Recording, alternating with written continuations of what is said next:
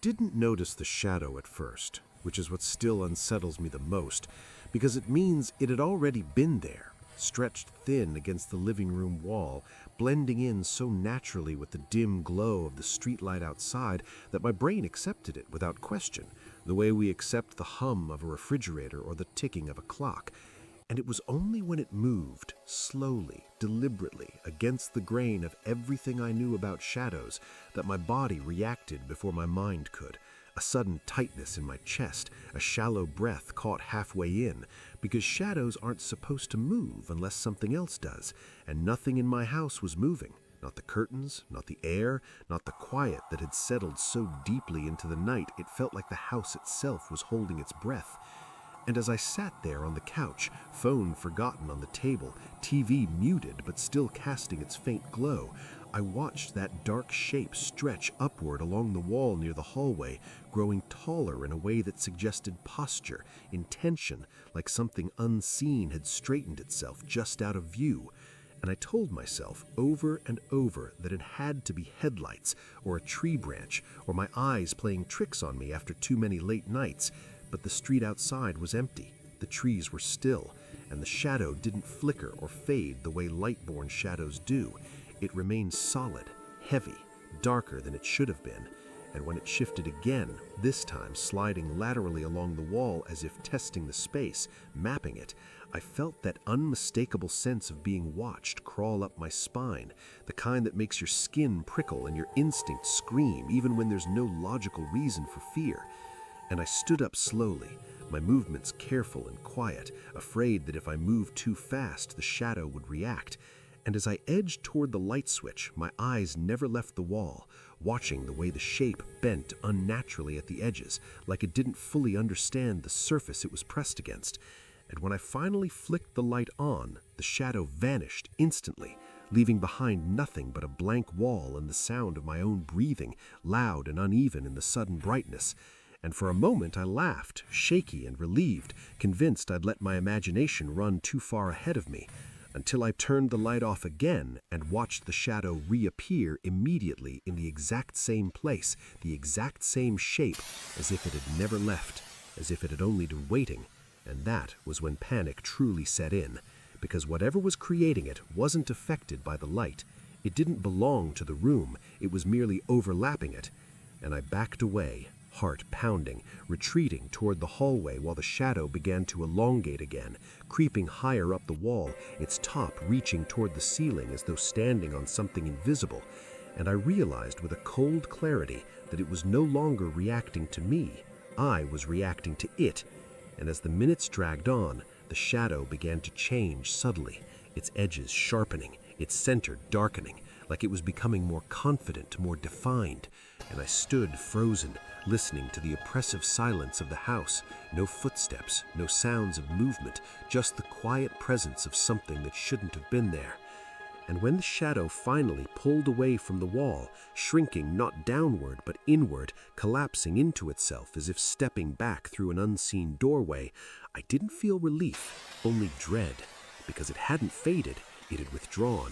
And even now, weeks later, I still catch myself staring at my walls at night, watching how the shadows fall, knowing with absolute certainty that one of them moved when it shouldn't have, and that whatever caused it learned exactly how much I noticed.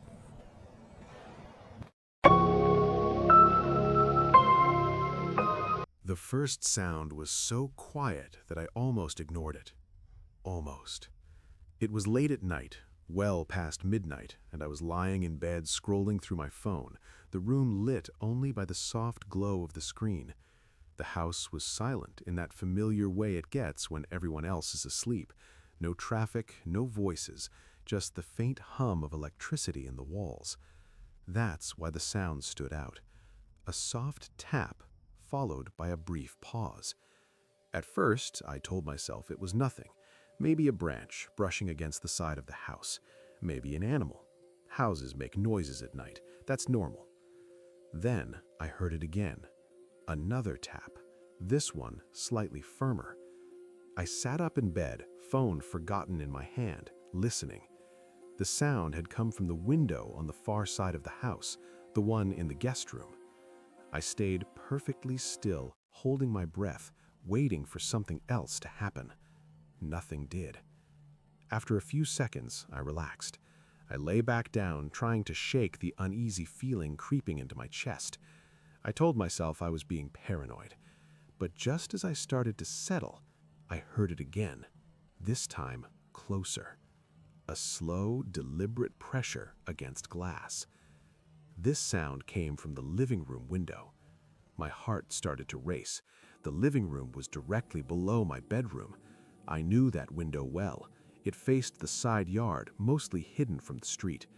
I stared at my bedroom door, suddenly very aware of how quiet the house was.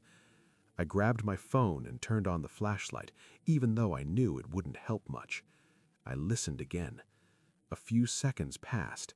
Then I heard it, a faint scraping sound, followed by a gentle tap, like someone testing the glass. That's when it hit me. Someone wasn't trying to break in all at once.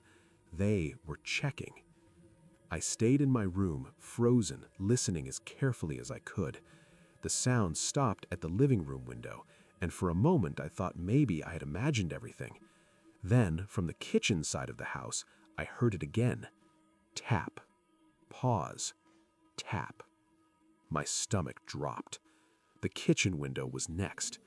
Whoever was outside was moving methodically, slowly circling the house, not rushing, not panicking, just checking each window, one by one, like they had all the time in the world. I quietly slid out of bed and crept toward my bedroom door, trying not to make a sound. Every floorboard felt louder than it ever had before. I cracked the door open just enough to see into the hallway. It was dark, empty, normal. Too normal. Another sound came from downstairs. This time it was unmistakable. A hand pressed against glass. I could hear the faint squeak of skin against the window, followed by a soft knock. My chest felt tight, my breathing shallow. I realized then that whoever it was wasn't trying to scare me away. They weren't banging on the windows or making noise to be heard. They were listening. I backed into my room and quietly locked the door, even though I knew a locked bedroom door wouldn't mean much if they got inside. I sat on the edge of the bed, phone clutched in my hand, debating whether to call the police. Part of me worried I was overreacting. I hadn't seen anyone. Nothing had actually broken. Then I heard footsteps. They were faint, muffled by grass, but I could tell they were close to the house. The sound stopped beneath my bedroom window. My blood ran cold. The window beside my bed was the last one on that side of the house. I didn't move. I barely breathed. There was a long pause. Then, very gently, the glass rattled. Not enough to make noise, just enough to test it. Tears welled up in my eyes as fear finally took over. I realized how exposed I was, how thin the walls suddenly felt. I reached for my phone and dialed emergency services, keeping the volume as low as possible. As the phone rang, the pressure on the window increased slightly, followed by a soft tap. Once. Twice. Then it stopped. The footsteps moved away, slow and unhurried, disappearing into the darkness. I stayed on the line with the operator, whispering as I explained what was happening. Officers were dispatched immediately, but by the time they arrived, whoever was outside was gone. The police checked the perimeter of the house. Every window showed faint marks on the glass. Not fingerprints, just marks, like someone had pressed their palm against each one. Testing. Feeling. They told me I did the right thing by calling. They also told me something that still makes my skin crawl.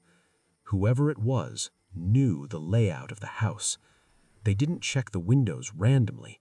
They went in an order that suggested they knew which rooms were used and which weren't.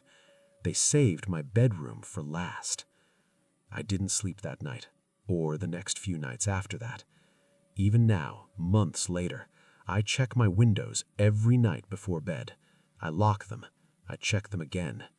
Sometimes, when the house is quiet and the air feels too still, I imagine I hear that same soft tap, and I wonder if they're still out there, waiting for another night when I let my guard down. I was already halfway down the hallway when I heard it. A single, soft creak. It came from directly behind me.